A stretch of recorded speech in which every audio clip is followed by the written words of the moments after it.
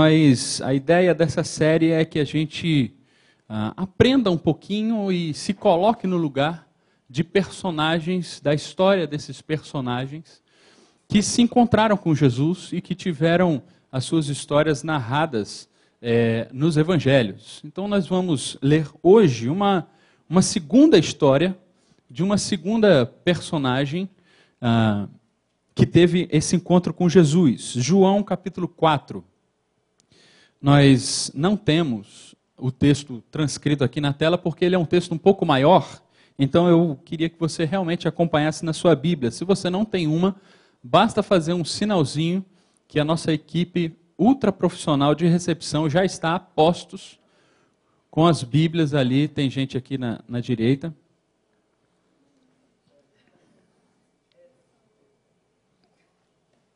Nós vamos ler o capítulo 4, os 30 primeiros versículos. Eu quero agradecer, antes de tudo, a todo mundo que orou por mim, pensando que eu ia fazer uma cirurgia essa semana.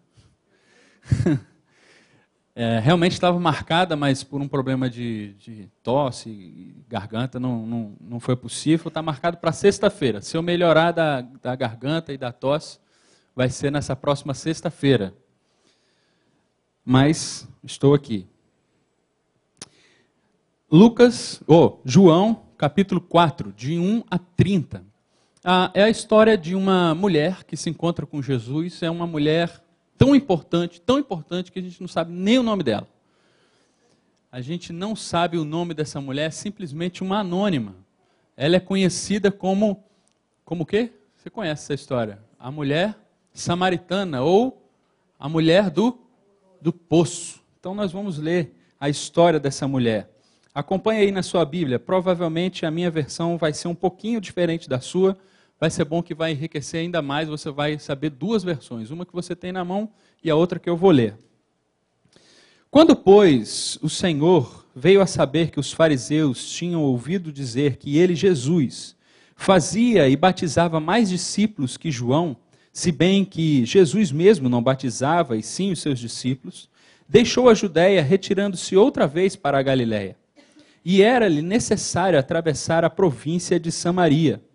Chegou, pois, a uma cidade samaritana chamada Sicar, perto das terras que Jacó dera a seu filho José. Estava ali a fonte de Jacó. Cansado da viagem, assentara-se Jesus junto à fonte, por volta da hora sexta. Nisto veio uma mulher samaritana tirar água. Disse-lhe Jesus: dá-me de beber, pois os seus discípulos tinham ido à cidade para comprar alimentos. Então lhe disse a mulher samaritana: como sendo tu, judeu, pedes de beber a mim, que sou mulher samaritana? Porque os judeus não se dão com os samaritanos. Replicou-lhe Jesus: se conheceras o dom de Deus, e quem é o que te pede, dá-me de beber, tu lhe pedirias, e ele te daria a água viva. Respondeu-lhe ela: Senhor, tu não tens com o que tirar água, com o que tirar, e o poço é fundo, onde, pois, tens a água viva? És tu, porventura, maior que Jacó, o nosso pai, que nos deu o poço, do qual ele mesmo bebeu, e bem assim os seus filhos e o seu gado? Afirmou-lhe Jesus: quem beber dessa água, tornará a ter sede. Aquele, porém, que beber da água que eu lhe der, nunca mais terá sede. Pelo contrário, a água que eu lhe der, será nele uma fonte a jorrar para a vida eterna. Disse-lhe a mulher: Senhor, dá-me dessa água, para que eu não mais tenha sede, nem precise vir aqui buscá-la. Disse-lhe Jesus: vai, chama teu marido e vem cá. Ao que lhe respondeu a mulher: não tenho marido. Replicou-lhe Jesus: bem disseste, não tenho marido, porque 5 maridos já tiveste, e esse que agora tens não é teu marido. Isto disseste com verdade. Senhor, disse-lhe a mulher, vejo que tu és profeta. Nossos pais adoravam nesse monte. Vós, entretanto, dizeis que em Jerusalém é o lugar onde se deve adorar. Disse-lhe Jesus: mulher, podes crer que a hora vem, quando nem nesse monte, nem em Jerusalém adorareis ao Pai. Vós adorais o que não conheceis. Nós adoramos o que conhecemos, porque a salvação vem dos judeus. Mas vem a hora, e já chegou, em que os verdadeiros adoradores adorarão ao Pai em espírito e em verdade. porque são esses o que o Pai procura para seus adoradores. Deus é espírito, importa que seus adoradores o adorem em espírito e em verdade. Eu sei, respondeu a mulher, que há de vir o Messias, chamado Cristo. Quando ele vier, nos anunciará todas essas coisas. Disse-lhe Jesus, eu o sou, eu que falo contigo. Nesse ponto chegaram os seus discípulos e se admiraram de que estivesse falando com uma mulher. Todavia, nenhum deles disse, que perguntas, ou por que fala com ela? Quanto a mulher, deixou o seu cântaro, foi à cidade e disse aos homens, vinde comigo e vede um homem que me disse tudo quanto tenho feito. Será esse, porventura, o Cristo? Saíram, pois, da cidade e vieram ter com ele. Vamos orar? Senhor, nós queremos te agradecer pela tua palavra que chega até o nosso coração.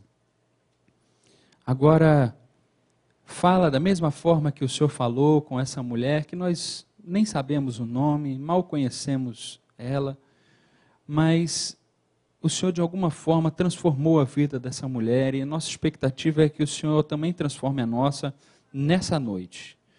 Que assim como essa mulher teve um encontro contigo, que o nosso coração também possa encontrar o Senhor aqui essa noite, através da tua palavra. No nome de Jesus Cristo. Amém. Essa é uma história muito conhecida, muita gente já conhece essa história, mas que existe aqui alguns textos que talvez sejam até mal usados, vamos dizer assim, ou mal colocados, como é o exemplo desse texto que nós acabamos iniciando o culto com ele, né? O texto que fala do Espírito e em verdade. É um texto realmente que fala sobre essa procura de Deus, essa busca de Deus por um encontro com alguém que precisa o adorar em espírito e em verdade, porque o próprio Deus é espírito, e por isso seus adoradores o devem adorar em espírito e em verdade. Nós vamos ver um pouquinho mais o que significa isso, adorar a Deus em espírito e em verdade. Aqui nesse texto, é a primeira vez que aparece aqui duas coisas nos evangelhos. É a primeira vez que Jesus se revela como Messias para alguém. Lá no versículo 26, ele diz assim, eu que falo contigo, eu sou o Messias. A mulher disse, eu sei que há de vir um Messias, e que quando esse Messias chegar, ele vai explicar toda essa questão aonde a gente deve adorar. E Jesus diz, não, olha só, na verdade, já chegou o tempo. Sou eu que falo contigo, eu sou esse Messias. É a primeira vez que Jesus tem um encontro tão significativo com alguém que ele se revela como Messias. Mas também é a primeira vez que alguém sai em missão. Eu não sei se você reparou isso, mas o texto termina no versículo 29 com uma missão. Essa mulher sai em missão. Diz que ela foi à cidade e disse, vinde comigo e vede. É a primeira vez que alguém sai para pregar o evangelho, para dizer, olha, o Messias chegou. Vinde ver. Interessante que é a primeira vez que Jesus se revela como Messias. A palavra Messias é o esperado, o enviado de Deus. E esse povo que esperava era o povo judeu, não era o povo samaritano. E ela é uma mulher samaritana, e Jesus se revela não a um judeu, a um sacerdote, a um levita, mas a uma samaritana, a uma mulher samaritana. E o primeiro que sai dizendo para todo mundo que chegou o Messias é uma mulher samaritana. É interessante porque aqui nós temos dois tipos de encontro. A gente vê que essa mulher teve um encontro com Cristo, mas ao mesmo tempo que ela tem um encontro com Cristo, ela então é levada a ter um encontro com o próximo, com os outros. Então se você dormir durante a nossa fala aqui, prometo que não vai ser muito longa, mas se você dormir, você já vai sair daqui sabendo pelo menos disso, porque esse é o resumo de tudo que a gente vai falar aqui. O encontro com Jesus Cristo nos impulsiona a um encontro com outras pessoas. Então, se você estava muito feliz, porque nessa série você ia ter um encontro com Jesus, ia ficar muito legal aqui na igreja, dentro, no ar-condicionado, bonitinho, fresquinho. Você está enganado. Porque o encontro com Jesus Cristo não nos coloca em passividade. Não é para a gente ficar bonitinho, sentadinho, todo mundo cheiroso, bonitinho, não. Mas é para ir em serviço, em direção ao outro, para atender às necessidades de outros. Assim como Cristo faz comigo e com você, nos encontrando, Ele nos usa a mim e usa a você para encontrar a outros. Nós somos a maneira que Deus tem de encontrar os outros. Nós somos o corpo de Cristo, a maneira que Ele tem de encontrar os outros. Então, se você perdeu tudo, você vai ficar com isso aqui. O encontro com Cristo nos impulsiona para o encontro com outras pessoas. Eu quero falar sobre 3 características desse encontro que Jesus teve com essa mulher. E cada característica dessa tem um contraste. Eu quero contrastar 2 coisas. Então nós vamos ter aqui 3 contrastes de 3 características. Então vamos ao primeiro características desse encontro. Primeiro, ele é um encontro inusitado, inesperado. É um encontro surpreendente. Veja só comigo, versículo 9. Até a mulher mesmo acha esse encontro um pouco estranho. Ela diz assim: como sendo tu, judeu, pede de beber a mim, que sou mulher samaritana? Veja só, o primeiro contraste que eu quero colocar aqui é entre esses personagens do encontro aqui, entre Jesus e a mulher. Quais são algumas características de cada um aqui? Primeiro, a mais óbvia de todas. Qual é? Jesus é homem e a mulher é uma mulher. Né? Por isso que eu falei que era a mais óbvia de todas. O que isso mostra para mim e para você nesse sentido de ser inusitado? Hoje a gente pode ir no mercado ali e a atendente do caixa é uma mulher e a gente pode falar com ela: eu tenho 20, você me dá um troco de 50 centavos. E a gente fala tranquilamente com as pessoas na rua, atendentes, homens falam com mulheres, sem nenhum problema na rua. Naquele tempo isso não era assim. Hoje mesmo, naquela região lá, mais muçulmana, é difícil uma mulher sair na rua e falar normalmente com os homens assim. Imagine naquele tempo. Naquele tempo as mulheres não podiam falar com os homens que elas não conhecem. O único lugar que a mulher poderia falar era dentro de casa com seu marido. A mulher não saía na rua para falar com ninguém. Principalmente com outro homem. E há aqui um diálogo que Jesus começa com uma mulher. Jesus começa a romper aqui algumas expectativas. Não era esperado daquela cultura que Jesus, um homem judeu, falasse com aquela mulher. Essa é a segunda característica aqui. Primeiro, Jesus é um homem e ela é uma mulher. Segundo, Jesus é um judeu. A mulher é uma samaritana. Para que você possa entender um pouquinho melhor esse conflito aqui, qual é a geografia aqui da nossa história? Ou seja, como é que Jesus chega a essa região aqui? Ele está indo de onde para onde? Se você está com sua Bíblia aberta aí, versículo 3, diz que ele estava aonde? Ele deixou a Judéia e estava indo para a Galileia. E era necessário ele passar pela Samaria. Então você pode imaginar comigo que a Galileia, que a Judéia estava no sul. Então se você, aqui, né, para esquerda e direita ficar igual a vocês, né? No sul tinha a Judéia, do lado direito aqui do mapa, o rio Jordão, no centro estava Samaria e ao norte estava a Galileia. Jesus estava no sul, queria ir para o norte, o caminho mais óbvio era passar por Samaria, mas não era isso. Esse não era o caminho mais óbvio. Por quê? Porque os judeus não se dão com os samaritanos. Como é que um judeu que queria ir para a Galileia fazia? Ele atravessava o Jordão, subia e depois atravessava o Jordão de novo só para não passar em Samaria. Judeu não se dava com o samaritano de maneira nenhuma.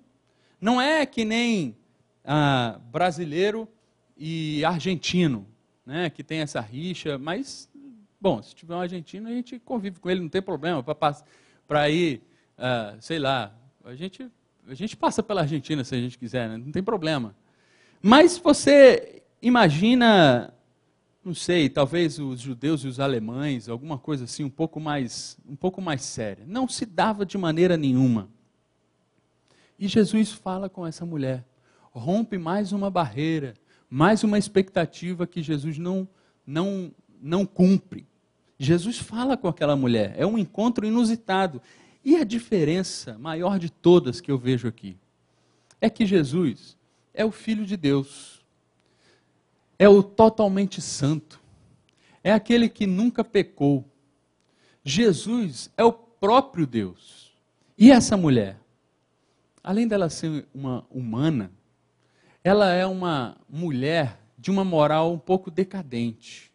Como é que eu posso dizer isso dessa mulher? Eu nem conheço ela, já estou falando mal da coitadinha. Não. Há alguns indícios aqui no texto que mostram para a gente que essa mulher não tinha uma moral muito aceitável àquela época. Primeiro, que horas que ela vai tirar água do poço? Na minha versão diz aqui a hora sexta, na sua diz como? Meio-dia. Imagine comigo, meio-dia é um bom horário para se tirar água de poço? Ou não? Eu imagino que não. Água quente, sol escaldante na cabeça, carregar balde d'água com sol, não é o melhor horário. Outra coisa, existiam outras mulheres ali, existem outras pessoas ali no contexto, ou não?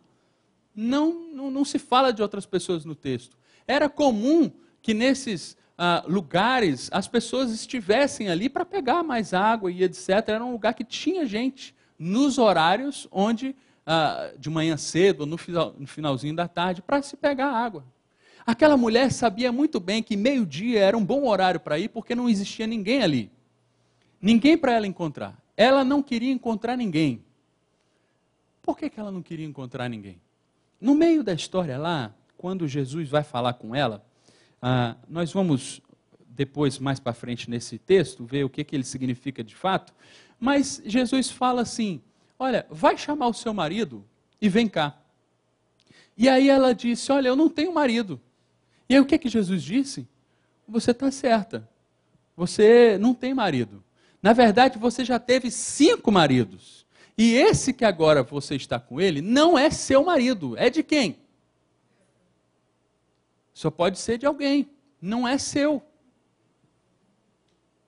A gente para pensar, e vamos pensar nos dias de hoje, né? Aqui no Ocidente, século 21, uma mulher vamos dizer assim, socialmente aceita, se ela já tem na sua história aí 5 casamentos? Vamos ser sinceros. Não é. Alguém vai olhar estranho para uma mulher assim. Alguém vai olhar estranho. Não estou fazendo nenhum juízo de valor aqui com relação a isso. Estou falando socialmente. Ainda mais se essa mulher é sabido que essa mulher tem alguém que não é marido dela, é marido de outra. Não é uma coisa socialmente aceita hoje, no Ocidente. Você imagina naquela época. Aquela mulher, eu acho que estava escapando de um apedrejamento assim por um fio. Por um fio. Eu acho que se alguém encontrasse com ela no meio da rua, ia jogar pedra. Eu imagino isso. Só que ela está ali, Deus, na pessoa de Jesus Cristo, se encontra com aquela mulher e puxa conversa com essa mulher samaritana de moral decadente. E o mais interessante é que o versículo 4 diz assim, você pode ler comigo? Era necessário a Jesus passar pela província de Samaria. Veja que não era necessário na visão do judeu. Na visão do judeu não era a menor necessidade de passar por Samaria. Mas no coração de Jesus Cristo era necessário. Porque ele sabia que ele tinha um encontro ali. Que ele tinha marcado um encontro com uma pessoa, com uma mulher. E ele tinha que chegar nesse encontro. Ele tinha que passar por Samaria. Essa é uma primeira lição que a gente pode tirar do nosso encontro pessoal com Jesus Cristo. Um encontro que eu e você temos com Jesus, com Deus, é um encontro altamente inusitado. Não há nada mais surpreendente do que o nosso encontro pessoal com Jesus Cristo. Às vezes a gente se acostuma, principalmente aqueles que estão um pouco mais de tempo na igreja, e se acostuma com essa ideia e essa intimidade que temos com Deus, e essa forma que temos de simplesmente falar na certeza que estamos falando com Deus através da nossa oração. E a oração começa a ser uma coisa tão banal para a gente. Às vezes a gente vem para a igreja e acha que isso tudo aqui é tão normal, essa comunhão, esse amor que nos une, mas a gente perde muitas vezes essa questão do inusitado, do sublime. Como é importante a gente ver que nós fomos encontrados por Jesus Cristo de uma forma surpreendente. Não era para ser assim, não era. Deus é um ser totalmente diferente de mim, totalmente longe de mim. Eu sou um ser falho, pequeno. O que sou eu dentro do planeta Terra? E o que é a Terra dentro do universo? E o que é o universo perto do nosso Criador, que é Deus? Mas esse Deus resolveu se encontrar comigo e com você. Era necessário a Jesus Cristo passar pela sua história. Era necessário encontrar você. Dentro de todo esse universo, você era necessário para Jesus Cristo. Eu e você. Jesus passou pela nossa vida de uma maneira surpreendente. Essa é uma primeira característica desse encontro. Uma segunda característica, a história continua, Jesus puxa a conversa com aquela mulher e diz assim, olha, me dá um pouco de água. E a mulher já acha aquilo surpreendente. Como é que você fala isso comigo? E Jesus responde assim, olha, na verdade é o seguinte, se você soubesse quem sou eu, na verdade você queria me pedir água. E eu te daria a água viva. E esse aqui é o segundo, a segunda característica aqui, que é o segundo contraponto que eu quero colocar aqui. Primeiro é a água do poço que está ali, que aquela mulher pode pegar. A segunda é a água viva que Jesus está oferecendo a ela. É interessante que quando a gente vê hoje, depois a gente já sabe aqui o final da história, já conhecendo o final da história, a gente já faz uma aplicação logo, assim, água viva, o que é essa água viva? A água que Jesus tem, uma água espiritual para a nossa vida, que nos alimenta e etc, etc. Mas veja que, de início, essa mulher não compreende muito bem o que Jesus está oferecendo. Jesus diz assim, olha, se você soubesse quem sou eu, você me pediria e eu te daria essa água viva. E a mulher diz assim, então me dá logo, porque assim eu não preciso mais voltar aqui. Por que ela fala isso? Eu não preciso mais voltar aqui. Porque a água de poço é a água parada. A água viva, essa palavrinha aqui em grego, água viva, significa movimento. É água de torneira, ou é água corrente, ou é água de rio. É água que não é parada. É diferente da água do poço. É por isso que essa mulher diz assim, olha, me dá logo dessa água, porque eu não preciso mais voltar aqui para buscar. Eu tenho água em casa. Água corrente, um rio que passa perto da minha casa, ou alguma coisa assim, me dá. Porque aí eu não preciso mais enfrentar esse constrangimento de sair da minha casa, porque eu não quero encontrar com ninguém. A gente sabe muito bem que água parada, o governo já avisou para a gente. Água parada dá o quê? Dengue. Dengue mata. A gente sabe que água parada só gera morte. Água parada não dá nada de bom. Agora, a água em movimento é água viva. É água que, ao redor dos rios, torna a terra fértil, que faz produtiva a árvore. Isso é água viva. A água do poço é uma água que seca. Logo ela pega aquele balde e aquela água acaba na casa dela. Mas a água em movimento, a água de rio, ela não acaba nunca. Você pode sempre estar retirando daquela água que ela não acaba nunca.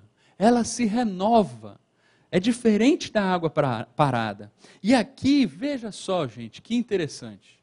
Jesus usa essa comparação, esse contraponto entre a água parada e a água viva, a água do poço e a água que Jesus pode oferecer, para exemplificar a vida daquela mulher, para mostrar para ela como é a vida dela. Veja só que interessante.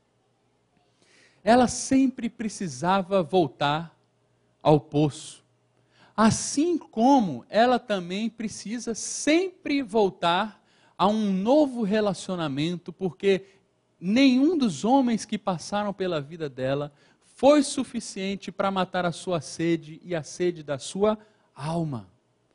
A água do poço é sinônimo dos homens que ela encontra durante a sua vida. E a água que Cristo dá é a água de um encontro apenas. E um encontro com Cristo que mata a sua sede e a sede da sua alma. Ela custa entender isso. Ela, na verdade, só vai entender isso lá quase no finalzinho do texto que nós lemos. Ela diz assim, olha, eu não tenho marido. Jesus, vai, chama teu marido e vem cá. Não tenho.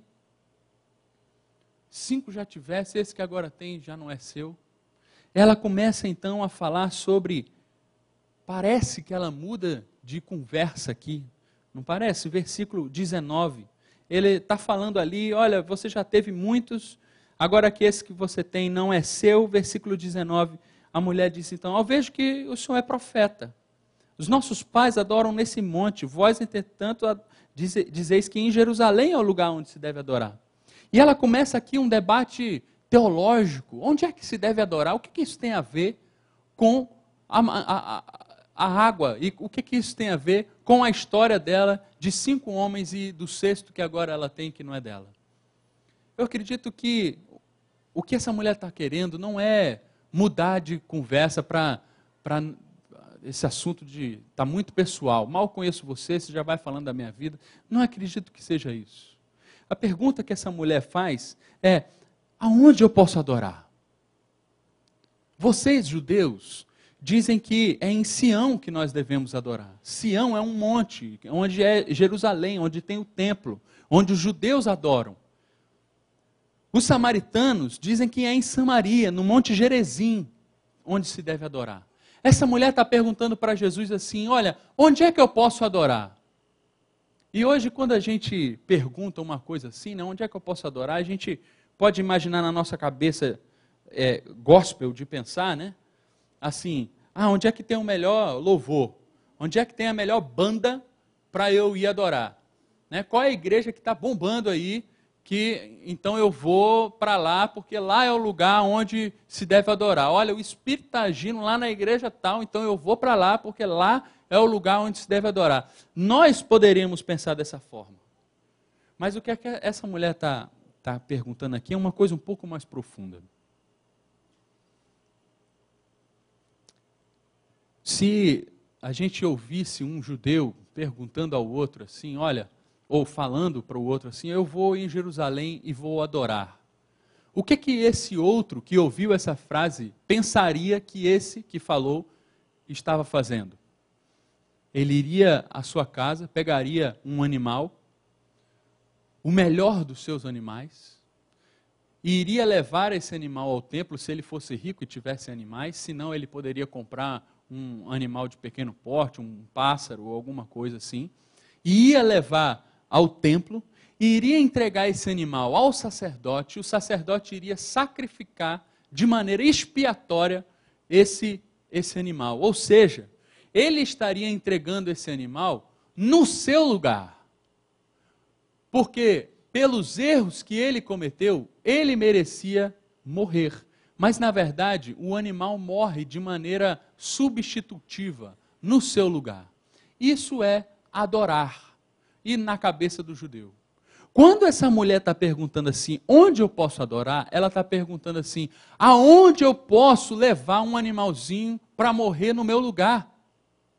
Aonde eu posso encontrar perdão para o meu pecado? Porque se eu for no Monte Gerizim, o meu povo não pode nem olhar para mim, eu não posso encontrar com ninguém, porque o meu povo vai me apedrejar. E eu, como uma mulher samaritana, não posso simplesmente ir lá em Jerusalém, porque os samaritanos nem entram lá em Jerusalém. Aonde eu posso encontrar perdão para o meu pecado? Eu não tenho jeito. Na religião que eu não tenho mais jeito. Na sociedade onde eu estou inserida, eu não tenho mais jeito. Eu não tenho mais escapatória. Aonde eu posso ir?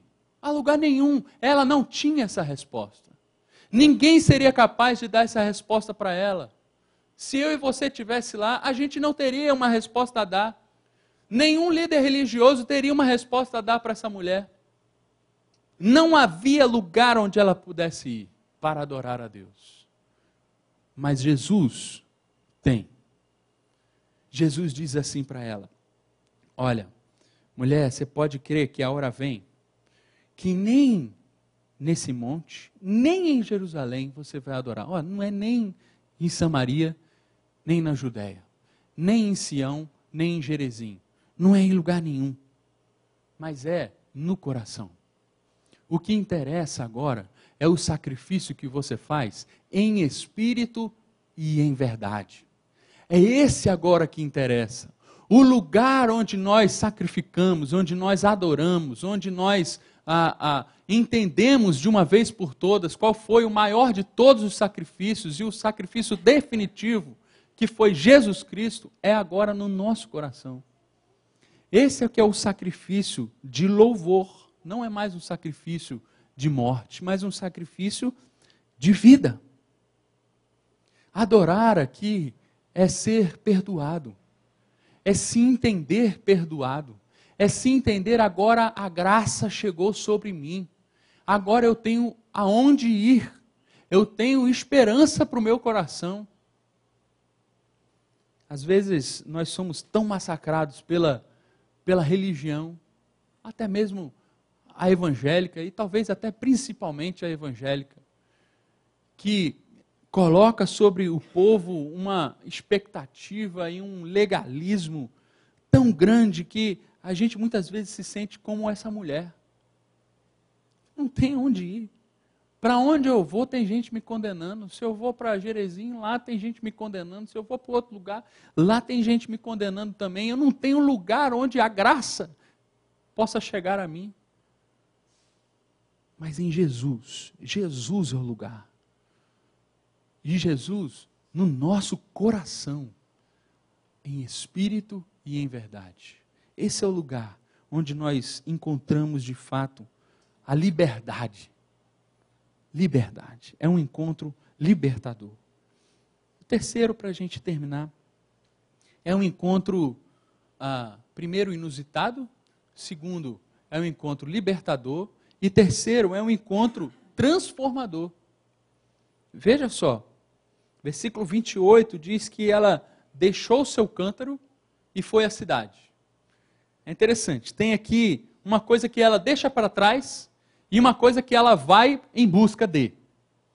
Ela deixa para trás o seu, o quê? Cântaro, e ela vai em busca das pessoas. É o terceiro contraponto que eu quero colocar aqui. O cântaro, gente, é símbolo de quê nessa vida dessa mulher? O cântaro é símbolo de uma vida insaciável dessa mulher. O cântaro era aquele jarro, aquela vasilha, o balde, onde ela teria que sempre voltar ao poço para pegar mais água e levar para casa. Agora que ela tem essa água viva, essa água corrente, ela não precisa mais voltar ao poço para pegar mais água, mais água, mais água. É claro que, figurativamente falando. Agora ela entendeu que essa água corrente não é uma água física, como nós estamos acostumados, né? Mas é uma água que pode saciar a sede da alma dela. Uma sede que ela não precisa mais experimentar coisas sobre coisas, relacionamentos sobre relacionamentos, homens sobre homens. Mas agora um encontro apenas matou a sua sede.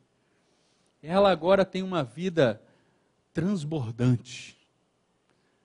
Não somente saciou a sua sede, foi suficiente para ela, mas como transborda, vai a outros, chega até outras pessoas essa água. É tanta água que não cabe nela. Ela tem que ir para os outros. Ela tem que entregar para as outras pessoas. Ela tem que ir em busca de outras pessoas. Agora ela não tem mais uma vida de morte. Ela não precisa mais ter medo de sair na rua e ser apedrejada, porque agora o próprio Deus a perdoou. Agora o próprio Deus já sentenciou assim, olha, você agora, no seu coração, você já está perdoada. Você pode adorar a Deus sim, em espírito e em verdade. Você está incluída nessa comunidade de adoradores. Você pode ter acesso a Deus. Agora ela tem vida. É diferente do que ela tinha antes. O passado ela deixou para trás. Esse passado de desencontros. Agora ela tem um futuro de encontros. E lembra que eu falei? Espero que você não tenha dormido, mas aquilo que eu falei lá do início, que é o resumo de tudo, um encontro com Jesus Cristo nos remete a um encontro com outras pessoas. Eu e você precisamos deixar para trás os nossos cântaros, aquelas coisas que simbolizam os nossos desencontros, coisas que significam, que não matam a nossa sede, mas que a gente insiste em voltar a elas sempre e sempre. Muitas vezes cântaros não são coisas erradas em si mesmas. Por exemplo, o trabalho. O trabalho pode não ser errado em si mesmo. Com certeza não. O Senhor dignifica o trabalhador, obviamente. Mas tem muita gente que faz do seu trabalho e tenta matar a sede da sua alma com o seu trabalho. Isso é cântaro, precisa ser deixado para trás. O único que mata a nossa sede é o próprio Cristo. A gente que faz, olha que coisa boa é a família, a esposa, o marido, os filhos, bênção do Senhor. Mas tem gente que quer matar a sede da sua alma com os filhos ou com o marido. É cântaro. Tem gente que quer matar a sede da sua alma com a igreja. A igreja não é Jesus Cristo, é cântaro. A igreja não é capaz de matar a sede da sua alma, não essa reunião aqui. Mas a igreja, corpo de Cristo, essa sim é capaz de matar a sua sede. A sede da sua alma pode ser matada por isso, pelo encontro com Jesus Cristo. Veja que interessante essa sequência aqui. Primeiro, nós temos um encontro inusitado, que tem origem no próprio Deus. É o Deus que toma iniciativa, é necessário a Ele passar por Samaria. Ele então vai, puxa a conversa com aquela mulher, toda a iniciativa é dele para encontrar essa mulher, e toda a iniciativa é dele para nos encontrar. No entanto, há então um encontro libertador entre essa mulher e Deus. Há um encontro libertador entre Deus e eu.